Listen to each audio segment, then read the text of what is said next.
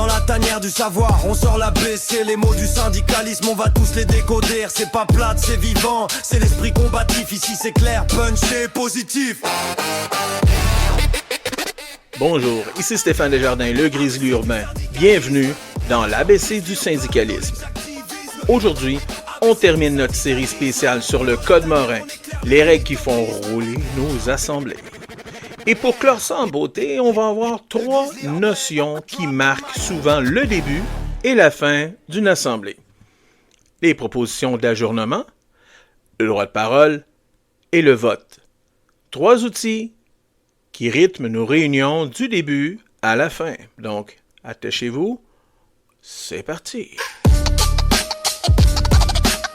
La proposition d'ajournement, c'est quand on demande de mettre fin à l'assemblée. Ça peut être pour terminer l'assemblée complètement ou pour la reporter à une date ultérieure. Exemple, après plusieurs heures de débat, quelqu'un propose que l'assemblée soit ajournée et reprise mardi prochain, même heure. L'ajournement, c'est une façon de dire « on met ça sur pause, on reprendra ça plus tard ». Ça garde l'assemblée vivante, mais pas éternelle. Le droit de parole, c'est ce qui assure que tout le monde a une chance de s'exprimer. En assemblée, on doit lever la main ou demander le droit de parole. Et c'est le président qui la donne. Les règles sont simples. On parle à tour de rôle. On s'adresse à la présidence, pas à l'assistance, et souvent, il y a un temps limite, 2 ou 3 minutes. Le droit de parole, c'est la garantie d'un débat équitable.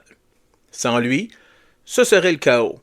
Les plus forts parleraient toujours et les autres n'auraient jamais leur mot à dire. Le vote, c'est l'aboutissement d'un débat. C'est le moment où les membres tranchent démocratiquement. Il peut se faire de plusieurs façons. À main levée, c'est rapide et simple. Par un rappel nominal, chaque membre dit oui ou non à tour de rôle. Par scrutin secret, souvent utilisé quand le rejet est sensible pour garantir l'anonymat. Le vote, c'est l'outil ultime de la démocratie syndicale. Peu importe le mode choisi, la règle est claire. C'est la majorité qui décide. Et tout le monde respecte le résultat. Et voilà, ça a été quand même assez vite, hein? La proposition d'ajournement, le droit de parole et le vote. 3 notions qui encadrent le début, la fin et les décisions de nos assemblées. Avec ça, on vient de compléter notre série spéciale sur le Code Morin. On a vu le quorum, l'ordre du jour, les propositions, les amendements, les questions d'ordre et les questions de privilèges. Bref, ce qui fait en fait qu'une assemblée syndicale est structurée, démocratique et efficace.